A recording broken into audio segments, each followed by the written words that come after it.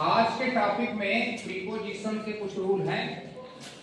पहला रूल ये है कि अगर कोई व्यक्ति या वस्तु किसी स्थान के ऊपर विरामावस्था में हो तो वहां पर के अर्थ में आन का प्रयोग होता है। पहला example, there is a cat, एक टोपी है, ओवर हिज हेड, उसके सिर के ऊपर। तो टोपी सिर के ऊपर है इसलिए टोपी विरामावस्था में है, तो यहाँ ओवर गलत है, ओवर के स्थान पर आन होना चाहिए। तो पूरा वाक्य ना लिख करके इसको हमने करेक्शन कर दिया है, ओवर की जगह आन आ गया। अगले वाक्य में अगर हम ध्यान से देखें तो लिखा है माई फादर इज, मेरे पिताजी हैं, ऑन द हाउस, घर पर। घर पर का मतलब घर में, तो घर में का मतलब घर के अंदर। और जब कोई व्यक्ति या वस्तु किसी के अंदर होता है, किसी स्थान के अंदर होता है, तो वहां पर प्रीपोजिशन इन का प्रयोग किया जाता है। किसका? इन का। इसलिए आन के स्थान पर इन करेक्ट कर दिया गया है। तीसरा नियम अपान का क्या है? जब कोई व्यक्ति या वस्तु नीचे से ऊपर की ओर गति करे या गतिमान हो तो वहां पर अपान का यूज होता है। एग्जांपल देख लो, ही क्लाइंब्ड, वह चढ़ गया, ऑन अ ट्री, एक पेड़ पर। तो जब पेड़ में चढ़ेगा तो नीचे से ही तो ऊपर गति करेगा, और जब नीचे से ऊपर जाएगा तो आन गलत है, आन की जगह क्या होना चाहिए? अपान। ये आपका तीसरा नियम हुआ। चौथा नियम ये है कि जब कोई व्यक्ति या वस्तु ऊपर से नीचे या फिर बाहर से अंदर की ओर गतिमान होकर आए तो वहां पर प्रीपोजिशन इनटू का प्रयोग किया जाता है। एग्जाम्पल, माई मदर केम, मेरी माँ आई, टू माई रूम, मेरे कमरे में। जब मेरी माँ मेरे कमरे में आई तो बाहर से अंदर आएगी। अगर कोई बाहर से अंदर आता है तो इनटू, ऊपर से नीचे जाता है तो इनटू। जैसे किसान की कुल्हाड़ी उसके हाथ से नदी में गिर गई, तो जब उसके हाथ से कुल्हाड़ी गिरेगी नदी में तो ऊपर से नीचे जाएगी कि नहीं जाएगी? जब ऊपर से नीचे जाएगी तो वहां पर इनटू का प्रयोग किया जाएगा। किसका? इनटू।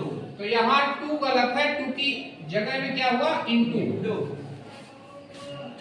अगला नियम ये है कि अगर कोई कार्य किसी औजार की मदद से हो तो वहां पर प्रीपोजिशन विद का प्रयोग होता है। किसका? विद का।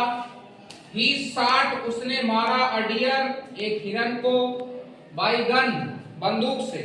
तो बंदूक आपका औजार है, इसलिए बाई नहीं, बाई के स्थान पर क्या होना चाहिए? विद का प्रयोग होना चाहिए। इसी तरह से और भी कुछ प्रीपोजिशन है जिनके बारे में मैं बता रहा हूं आपको। जैसे कि ऊपर के अर्थ में अगर कोई व्यक्ति या वस्तु किसी के ऊपर लंबवत रूप से हो, जैसे आपके सर के ऊपर पंखा, मेरे सर के ऊपर एक पंखा है, किसी के ऊपर लंबवत हो तो ओवर। अगर सामूहिक रूप से कोई चीज ऊपर है तो वहां पर एबव का प्रयोग होता है। किसका? एबव का प्रयोग होता है। एक प्रीपोजिशन होता है बिटवीन और एमंग। बिटवीन माने भी होता है के बीच में, एमंग माने भी होता है के बीच में या के मध्य। अगर दो लोगों के बीच की बात है तो वहां पर बिटवीन सही है, दो से ज्यादा के बीच की बात है तो एमंग सही है। तो बिटवीन और एमंग का मतलब समझ में आया कि नहीं? इसके बाद अगला प्रीपोजिशन है बिहाइंड और आफ्टर का। बिहाइंड मीन्स भी पीछे, आफ्टर मीन्स भी पीछे। अगर कोई व्यक्ति या वस्तु किसी के पीछे विरामावस्था में है तो बिहाइंड सही है। अगर कोई किसी के पीछे गतिमान अवस्था में है तो आफ्टर सही है, आफ्टर आना चाहिए। जैसे लड़का दीवार के पीछे छिपा था तो बताओ, जब छिपा था तो गतिमान था कि विरामावस्था में था? तो क्या आना चाहिए, बिहाइंड की आफ्टर? क्या आना चाहिए, बिहाइंड।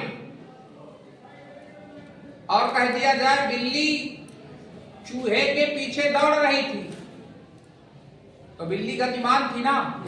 या पुलिस चोर के पीछे दौड़ रही थी, तो पुलिस भी गतिमान थी। तो वहां पर आफ्टर सही है कि बिहाइंड? आफ्टर आना चाहिए। टू का प्रयोग, जैसे आप देखते हैं गो के आगे हमेशा टू आता है। टू का प्रयोग हमेशा वहां होता है जहां कर्ता को ये पता होता है कि उसे किस दिशा में जाना है। जैसे बच्चे स्कूल गए, तो बच्चों को पता है ना कि किस दिशा में जाना है। तो चिल्ड्रेन वेंट टू स्कूल। जब डायरेक्शन क्लियर होती है, किसी स्थान की ओर जाता है कोई, तो वहां पर टू आता है। अगर कोई व्यक्ति या वस्तु किसी स्थान से अलग हो, किसी स्थान को छोड़कर आए, तो वहां पर प्रीपोजिशन आता है फ्रॉम। जैसे पत्ती पेड़ से गिरी, तो पेड़ को लेके गिरी कि पेड़ से अलग हो गई? अगर पेड़ से अलग हो गई तो से के लिए प्रीपोजिशन क्या आएगा? फ्रॉम। जैसे मैं कल कानपुर से आया, तो कानपुर को छोड़ के आया ना? कानपुर से अलग हुआ तो क्या आएगा? फ्रॉम आएगा। इस तरह से हमने इस क्लास में जितने मैंने प्रीपोजिशन बताए, ये प्रमुख प्रीपोजिशन होते हैं। इनका हमको अच्छी तरह से नियम के माध्यम से अध्ययन करना चाहिए।